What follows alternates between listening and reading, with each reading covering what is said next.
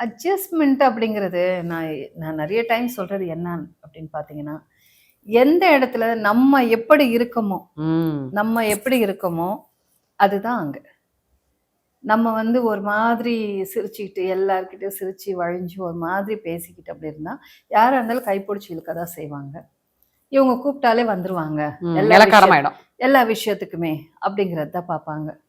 So அவங்க ஜென்யூனா இருக்காங்க, வராங்க, போறாங்க, நடிக்கிறாங்க. அந்த மாதிரி இருந்தா, யாரையுமே இண்டஸ்ட்ரிய பொறுத்த வரைக்கும், சினிமா இண்டஸ்ட்ரி பொறுத்த வரைக்கும், மத்த இண்டஸ்ட்ரியில எப்படியும், சினிமா இண்டஸ்ட்ரி, டிவி இண்டஸ்ட்ரியா இருக்கட்டும், நம்மள கம்பல் பண்ணி கைப்புடிச்சு இழுத்து அவங்கள கலாட்டா பண்றதுங்கிறதே கிடையாது.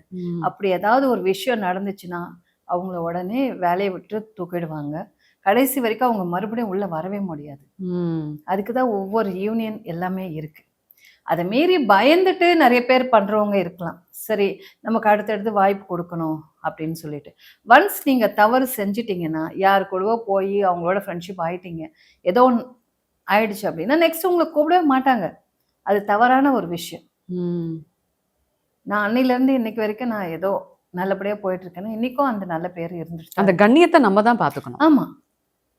ஜெனுவினா நம்ம உங்களுக்கு பிடிச்ச நிறைய எந்த ஷூட்டிங் ஸ்பாட்ல பிரச்சனையும் வரும்.